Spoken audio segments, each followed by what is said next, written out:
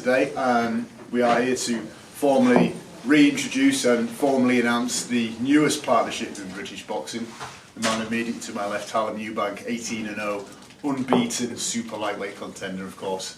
The man to his left needs no introduction at all. British boxing royalty, Chris Eubank Senior. So we'll get both guys to say a few words, explain the new partnership before we break and do interviews, etc. Could I just yes, interject and let you, the media, know that we also have my King's Counsel, who's Zafar Ali.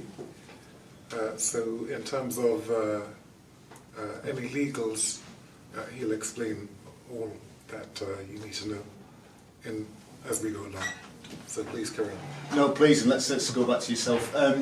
Explain to the room, if you would, Chris, why now? Why have you officially come on board with Harlem, and what will the role entail, and how do you envisage this partnership progressing? On the 13th of this month, I buried my brother, Simon Eubank, who is Harlem's father, and it just seemed to all fall right into place that particular day, that he's to be protected. There was, it must have been about last year, Harlem had a fight, and I brought a video, and I was showing Simon, my late brother, Harlem's father, the video of Harlem's performance, and his face lit up. He started to glow, and that was really something, because frontal lobe dementia is something that happens to people who get hit in the head, especially when you have had 27 fights, and 20 of the fights were losses, for how the system is and for how fighters can be used as, punching bags. Anyway, the point of fact is, from a spiritual point of view, I felt that on that particular day when we buried him, I've got to look after him. He's now my son, effectively. My nephew is now my son. I have a duty to look after him with the experience that I've been able to garner over the years. So I'm going to do the same thing for him that I did for Chris Eubank Jr. What you probably, excuse me, but I look at boxing from the inside out. So what you probably don't see is something that is obvious to me, which is that this is a superior fighter. Okay, let me rephrase that. Boxing and fighting, they sound like they're the same, but they're not. He's a beautiful boxer. He's sugar. He's brilliant. He's beautiful to watch. And it's for me to actually allow the world to stop being deprived of the talent that he is. And it's going to be very interesting, because I'm very, not a great deal impresses me about the characters in boxing these days, because it seems, you have these people who come up and they just want to fight, and they talk the bad talk, and they yell at each other, and all of a sudden there's this big fight. But is there any quality to it? And I'm about quality, and this is what he's going to provide. Was there another part you asked? I just asked you, Chris, how you imagine this partnership progressing. Yeah, well, I think enough said for now, but I think the country will be before the world, the United Kingdom is going to be very impressed with what I know to be a genuine firebrand. Yeah, Eubank, Harlem. Yeah. Harlan, when we spoke about this partnership last week, I think you described it beautiful. Can you just sum up why now and what you hope to achieve together? I think, like my uncle said, the timing of this was really divine intervention. The way it came together, the time it came together. He's always been a big inspiration of mine and someone that's given me numerous advice, steered me in ways that I can't even explain to you through my career. And the timing of this, when I'm returning to fight at the Brighton Centre in my home city, a place that hasn't had boxing since my uncle, the king, of this boxing game. Since he fought there in 1991, on the 23rd of the 2nd, 1991. I was born 3 years later on the 23rd of the 2nd, 94. And I'm returning to the same venue to fight there, to headline there 32 years later. It's hard to explain how, these type of things come about, but I think divine intervention is a word that sums it up the best I can.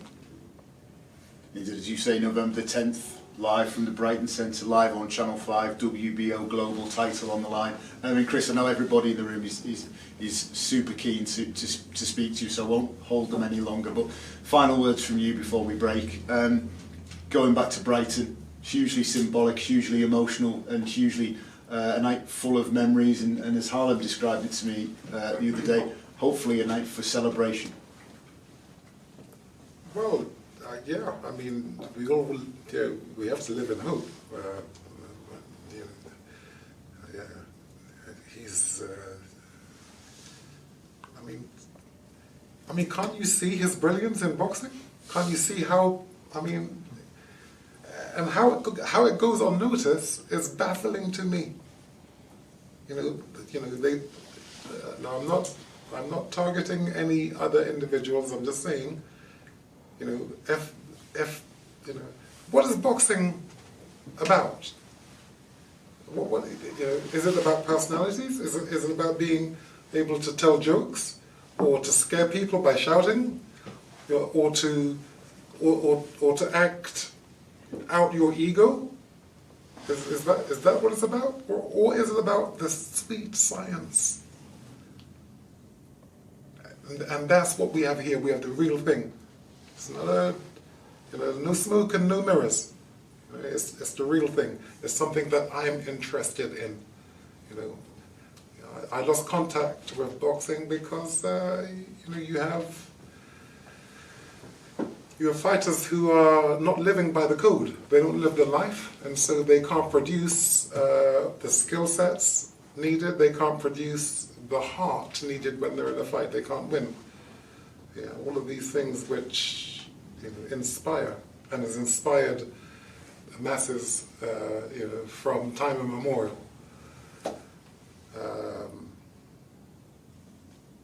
Let me make this point about Harlem. This will be his last fight at 140 pounds. So we'll come back to that in the questions.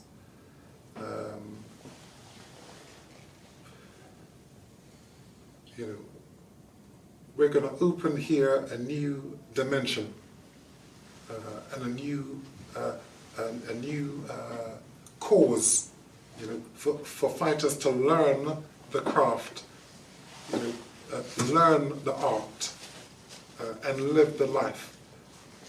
Not the life of bling, but the life of the warrior. Yeah. Which is a code for life. The warrior's code. Okay. Excellent. Okay, thank you. So Chris Harlem, you stay where you are. We're going to start with the interviews. What's going to do things first, guys? If you want to go back outside, grab some lunch, and then we'll start. Well, before you do, can I just ask my counsel here to actually explain what he will be doing for us, which is really just he's keeping us protected. Yes, just continuing Chris's theme of protection, my role will be to protect this young boxer who is a great talent going forward, essentially to make sure he has full legal protection in all future bouts and in all future dealings. And to protect the promoters from me. That's right, because let me tell you what, everything has to be straight and correct and, fair. And when it is, then, I'm going to deliver you the goods. Because I can't lie. It's just not in my nature. If it was in my nature, I wouldn't have made champion. Yeah, we're pure. So, I guess we'll catch up when you come back from taking your beverages and the like. I must actually point out that we also have here, which is very important, sorry, I almost slipped my mind. Ian Edmondson is our PR, our public relations. He is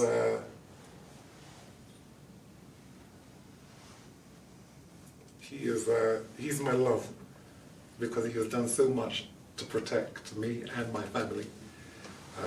And I know you all here in the press know of him. Probably didn't know that the feelings I have for him is as deep as they are. I have no problem using the word love, because it's appropriate. You'll have to know what this man did for me during the times I went through with losing my son Sebastian, and how he kept my family's name where it should have been, which is correct and right and upright. So, Ian, thank you again for that. Thank you. And yeah. So yeah, for media, Ian Edmondson. So be careful. Some of you some of you tabloids. Yeah, be careful. Now you're dealing with the big dog. Okay, all right. Brilliant. Thank you, Chris. You guys stay there.